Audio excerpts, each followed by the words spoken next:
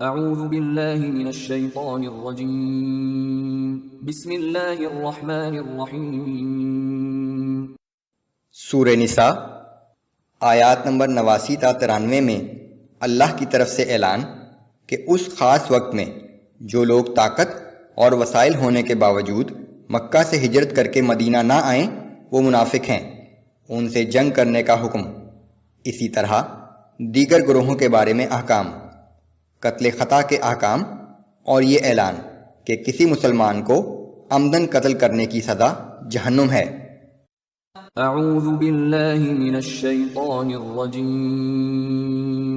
ودوا لو تکفرون کما کفروا فتکونون سواء فلا تتخذوا منهم اولیاء حتى يهاجروا في سبیل اللہ۔ اور وہ منافق تو یہ چاہتے ہیں کہ جس طرح وہ خود کافر ہو گئے ہیں اسی طرح تم بھی کافر ہو جاؤ تاکہ تم اور وہ سب ایک جیسے ہو جائیں، لہذا تم ان میں سے اس وقت تک کسی کو اپنا دوست نہ بناؤ جب تک کہ وہ اللہ کی راہ میں ہجرت نہ کر لیں۔ فَإِن تَوَلَّوْا فَخُذُوهُمْ وَاقْتُلُوهُمْ حَيْثُ وَجَدتُّمُوهُمْ وَلَا تَتَّخِذُوا مِنْهُمْ وَلِيًّا وَلَا نَصِيرًا۔ پھر اگر وہ ہجرت سے انکار کریں تو تم جہاں بھی انہیں پاؤ پکڑو اور قتل کر ڈالو، اور ان میں سے کسی کو اپنا دوست اور مددگار نہ بناؤ۔ رسول اللہ صلی اللہ علیہ وآلہ وسلم کی مکہ سے مدینہ کی طرف ہجرت کے بعد مدینہ میں ایک اسلامی ریاست تشکیل پا گئی تھی۔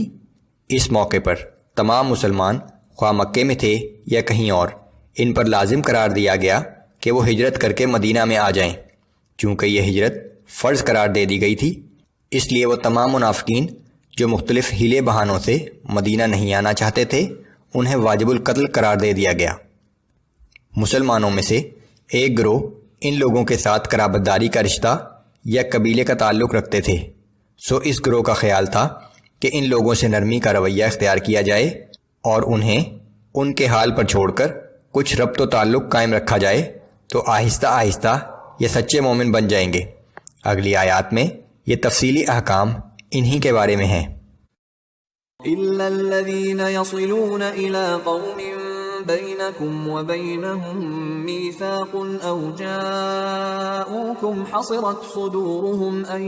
يُقَاتِلُوكُمْ أَوْ يُقَاتِلُوا قَوْمَهُمْ، مگر ہاں وہ منافق لوگ اس حکم سے مستثنی ہیں جو کسی ایسی قوم سے جا ملیں جس قوم سے تمہارا باہمی معاہدہ امن ہو، یا وہ لوگ لڑائی سے دل برداشتہ ہو کر تمہارے پاس اس حال میں آ جائیں کہ نہ وہ تم سے لڑنا چاہتے ہیں نہ اپنی قوم سے۔ وَلَوْ شَاءَ اللَّهُ لَسَلَّطَهُمْ عَلَيْكُمْ فَلَقَاتَلُوكُمْ فَإِنِ اعْتَزَلُوكُمْ فَلَمْ يُقَاتِلُوكُمْ وَأَلْقَوْا إِلَيْكُمُ السَّلَمَ فَمَا جَعَلَ اللَّهُ لَكُمْ عَلَيْهِمْ سَبِيلًا۔ اور اگر اللہ چاہتا تو یقیناً انہیں تم پر مسلط کر دیتا اور وہ تم سے ضرور لڑتے، پس اگر وہ تم سے کنارہ کش ہو جائیں اور لڑنے سے باز رہیں اور تمہاری طرف صلح و آشتی کا ہاتھ بڑھائیں تو اللہ تمہیں بھی ان کے خلاف کسی اقدام کی اجازت نہیں دیتا۔ سَتَجِدُونَ آخَرِينَ يُرِيدُونَ أَن يَأْمَنُوكُمْ وَيَأْمَنُوا قَوْمَهُمْ، ان کے علاوہ تم کچھ ایسے لوگ بھی پاؤ گے جو چاہتے ہیں کہ تم سے بھی بے خوف ہو کر امن میں رہیں اور اپنی قوم سے بھی امن میں رہیں۔ كُلَّمَا رُدُّوا إِلَى الْفِتْنَةِ أُرْكِسُوا فِيهَا فَإِن لَّمْ يَعْتَزِلُوكُمْ وَيُلْقُوا إِلَيْكُمُ السَّلَمَ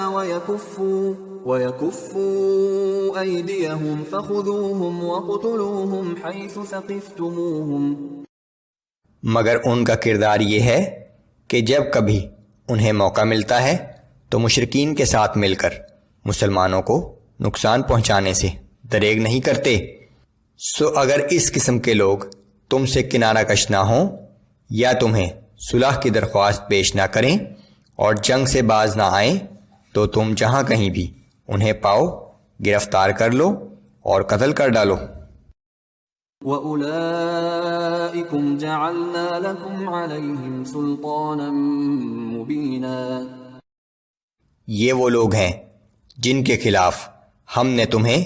کارروائی کا کھلا اختیار دے دیا ہے۔ وَمَا كَانَ لِمُؤْمِنٍ أَن يَقْتُلَ مُؤْمِنًا إِلَّا خَطَأً، وَمَن قَتَلَ مُؤْمِنًا خَطَأً فَتَحْرِيرُ رَقَبَةٍ مُؤْمِنَةٍ وَدِيَةٌ مُسَلَّمَةٌ إِلَىٰ أَهْلِهِ إِلَّا أَن يَصَّدَّقُوا، اور کسی مومن کے لیے یہ جائز نہیں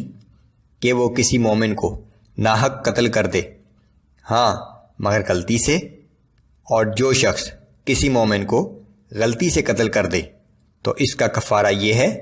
کہ قاتل ایک مسلمان غلام یا لونڈی کو آزاد کرے اور مقتول کے وارثوں کو خون بہا ادا کرے، سوائے یہ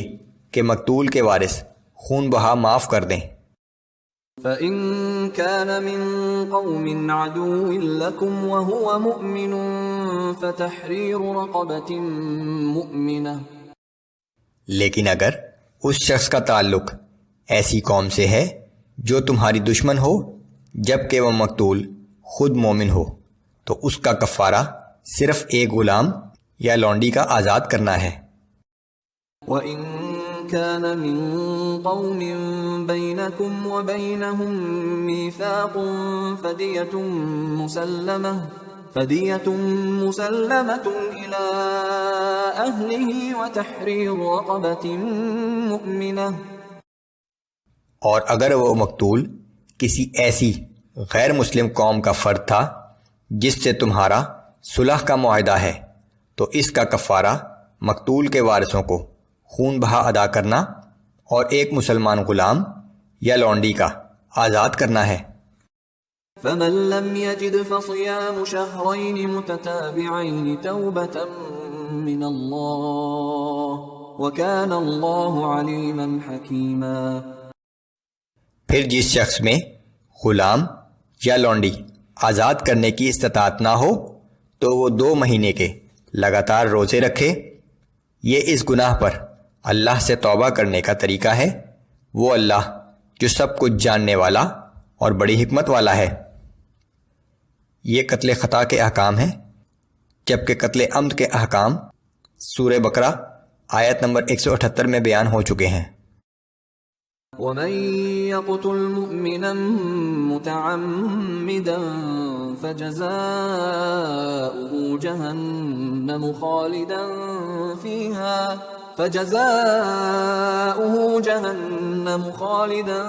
فِيهَا وَغَضِبَ اللَّهُ عَلَيْهِ وَلَعَنَهُ وَأَعَدَّ لَهُ عَذَابًا عَظِيمًا، اور جو شخص کسی مسلمان کو قصداً قتل کر دے تو اس کی سزا جہنم ہے جس میں وہ ہمیشہ رہے گا، اور اس پر اللہ کا غضب اور اس کی لعنت ہے، اور اللہ نے اس کے لیے سخت عذاب تیار کر رکھا ہے۔ یہ قتل عمد کے لیے آخرت کی سزا ہے، سوائے یہ کہ وہ توبہ کرے اور اللہ اس کی توبہ قبول بھی کر لے، جبکہ دنیا کی سزا سورہ بقرہ آیت نمبر 178 میں بیان ہو چکی ہے۔